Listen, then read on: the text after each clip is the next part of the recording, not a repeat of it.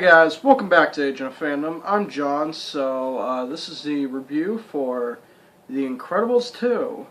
So I will be covering mostly everything. If I miss a few things, I apologize. So I did take notes. So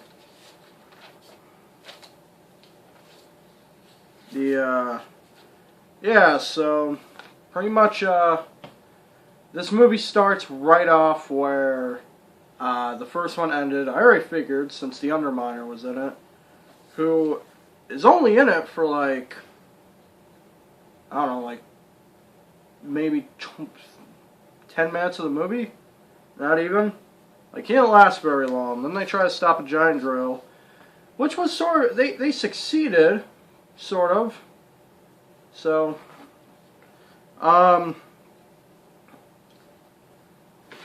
jumping along here that I didn't take notes for because I was so in tune with it. You know, we had the guy who wipes, people's memories away if they figure out that the Incredibles are, supers, and if the, I'm trying to think. Yeah, relocates them and stuff, sorry. I'm a little tired. I just saw this movie like last night. So I went to the midnight showing. So, yeah, and then we had this really cool guy who, I'm pretty sure the guy who's voicing, I'm gonna call him the brother of the company there, the one who runs it. He's the guy that's Saul from Breaking Bad. I'm thinking it is. I'm pretty sure it is. So, he was pretty good. I really liked how charismatic he is. I will say right from the start, I'm not sure, I don't mean to jump ahead too quick, but I sort of figured this from the way she spoke. I figured her sister was a screenslaver. So, yeah, I figured that mainly because, she talked about how, she makes all the stuff, and he markets it and tries to find a way to sell it, So, I don't know, just the way she talked about it seemed like, she didn't really like it. So, the system they work in. And they seem to argue, like, if supers were around, their parents would have been, like, their dad would have not been killed that night. Or that, but she disagreed if he had just taken, their mom to the safe room. So, which, by the way, safe room might have been safer. In fact, just to go off here, why didn't we just put those phones in the safe room? Wouldn't that have been better? Also, they didn't talk about where they were when their parents' shooting happened. So, maybe they were all grown up already? I don't know. Let's see. Oh yeah, Jack has every power in this movie. He goes to other dimensions and teleports right back. He has laser eyes. Pew pew! He has friggin' he turns into a devil. He turns into a flaming devil. He turns into a flaming monster. He multiplies. Etc. He just has every power, it seems. He grows big. I was surprised by that. So it's a fun thing. Way too overpowered, but I'm wondering in the third movie if we're going to make the kids older. So, yeah, next one, next one will be Violet's boyfriend. So, it was interesting that, what's-his-name, erased the boyfriend, like, Violet from the boyfriend's mind. I felt really freaking bad for her throughout this movie, and I understood why she got angry at, what's-his-name, I can't remember Mr. Incredible's first name. It's, I can't remember. I'm just gonna call him Mr. Incredible. Yeah, I didn't, blame her for blaming her dad for that and getting mad. They made it worse, which I actually thought things might get better. It wasn't a super bad plan, but, you shouldn't catch your own daughter off guard with bringing her to the place where the guy she has a crush on works, Um, but I'm glad at the ending of this movie, it got resolved a little. Like, she talked to him, introduced herself, and she was outgoing at the end, which was nice. Oh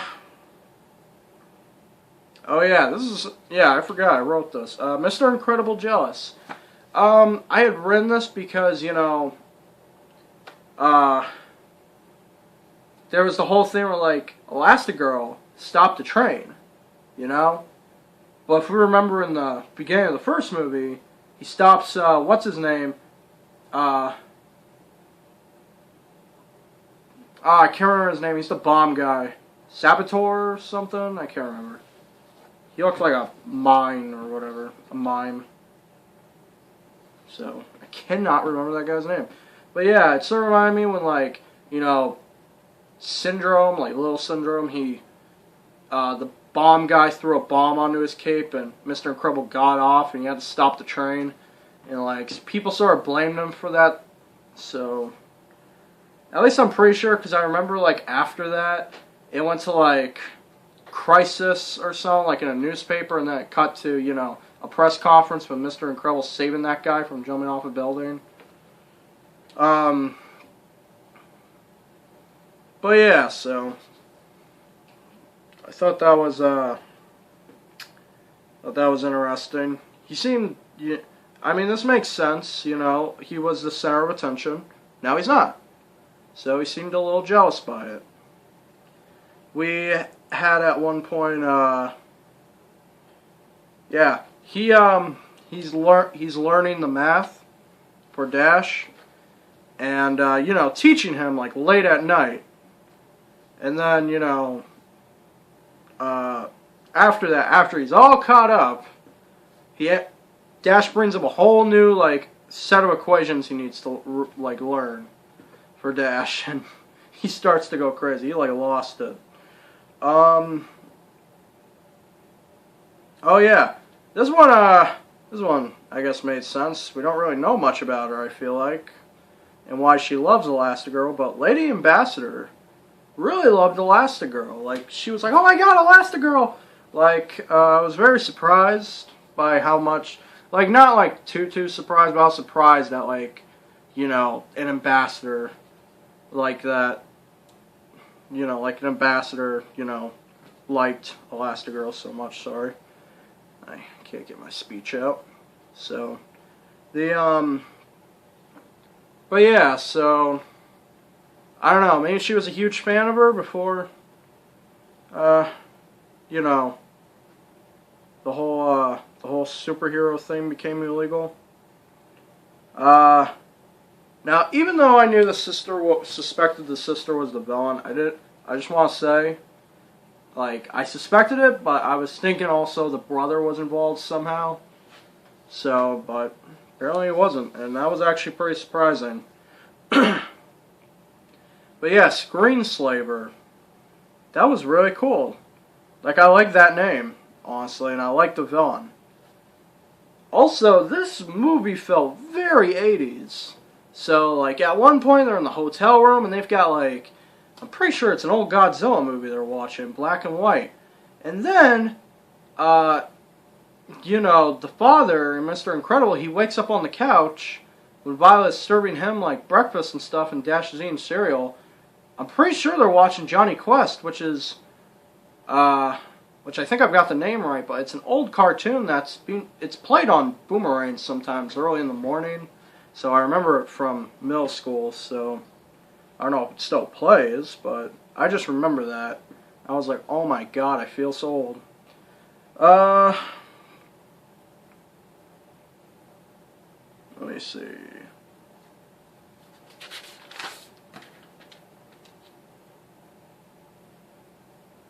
Oh yeah, I talked about Mr. Incredible going crazy. Oh yeah, I loved every fight with Frozone. He is so cool. I feel like he's underused still. Like, he should have his own solo movie. I want to see a whole solo movie where it's like his origins on how he became Frozone. It'd be so cool. So, like, they could do so much stuff with, like, The Incredibles now. So, like, you could have solo movies for, like, Gazer Beam, Frozone. You could even have a solo one for like Elastigirl when she had a mohawk, because she talked about how she had a mohawk in it. This one I was very surprised they went this route. I was actually surprised with, which kids save parents, like you know, Violet and Dash save their mom and dad, and Frozone. So from the goggles from Screenslaver.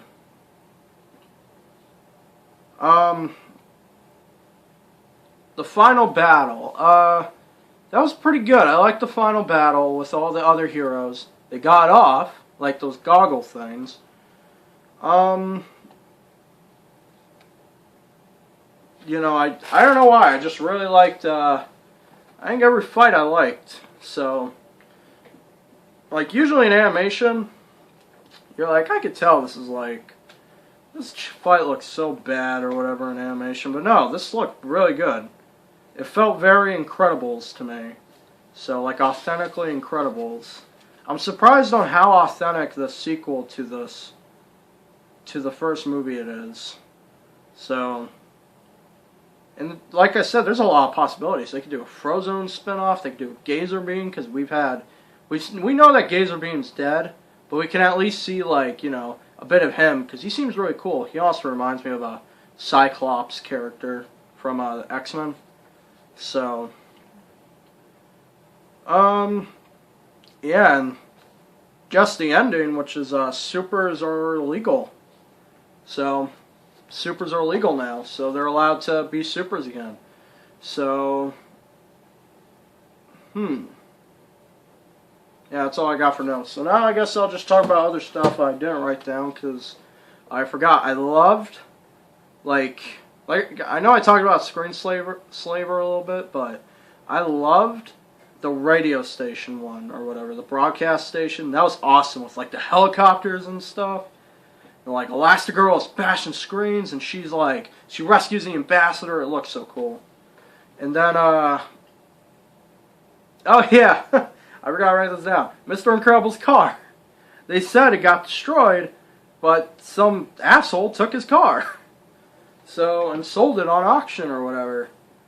So, and I felt really bad for Mr. Incredible, because he just sort of gave up taking it. Even though he had the remote and was gonna take it. And like Dash wanted to launch a rocket launcher, which he got to do. You know. By the way, how did they get that car back? Because they had it at the end, where they painted the Incredibles mobile, which is awesome. But they injected the seats. Wouldn't the car just keep going because they didn't tell the car to stop? Or would the car just go back to where they picked them up? I don't know. So, also I had the car recognize, like, how is the car able to recognize, you know, Dash and Violet's voice? Because supers, I feel like supers became illegal by the time before they were born. So, how would have Mr. Incredible set up something in the car to, you know, do a voice verification for Violet and Dash? I understand Frozone, because they've been buddies for a really long time, but I don't understand Violet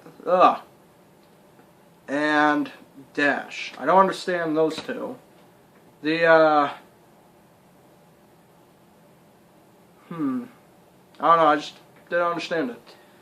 Now, one thing that was really funny at the end, but I kind of felt like Violet should have done, is she should have not gone at the end with them. Like, don't get me wrong, they're going to fight crime as a family, and that's great. But, I don't know, she sort of ditched her date, didn't she, for that movie? Like, I don't think she should have done that. I think she should have said, hey, I'm going to go on this date. Like, it was a perfect opportunity. She didn't want them to be there. This was the perfect time to get away with them. But no, she went right in there, threw money at him, and told him to go pick whatever movie you want, and that she would meet him, like, before the before the previews end, or whatever. yeah, this was a fantastic movie. So I was very surprised on how authentically a sequel this was to the first movie. I was surprised on how much I liked the villain. So even though I could guess who the villain was, I loved it. I loved the 80s feel to it for me, because it felt sort of 80s in a way with the TV and just the way everything looks and stuff and how they all act. So, very cheesy sort of heroes, which is not bad. So I feel like we should try to go back to that genre a little. So, but yeah, so I guess the final thing I will talk about for this movie is, did I like it? Yeah, I loved it. So, I'm probably going to get this movie on Blu-ray when I get a chance. So, I recommend seeing this movie. If you haven't seen it, I don't know why you're watching this, but go see it, because it's amazing. Now, one thing I was surprised about in this, too, that I forgot to mention. Well, I did mention it, but I didn't mention one thing about it. I mentioned that the brother and the sister there that ran that company or whatever, well, he runs the company, she designs the products. I had talked about how their parents were murdered, or that their dad was murdered and their mother had died afterwards. There was I'm surprised on, because I feel like when you're doing animated movies for kids, you gotta sort of be, you gotta be careful about, exploiting murder into childhood things, like movies.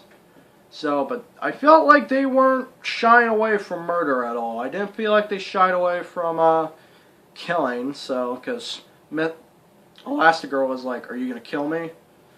And they talk about how their dad was, killed. So they weren't shy to talk about murder, which was very surprising. It's not a bad thing.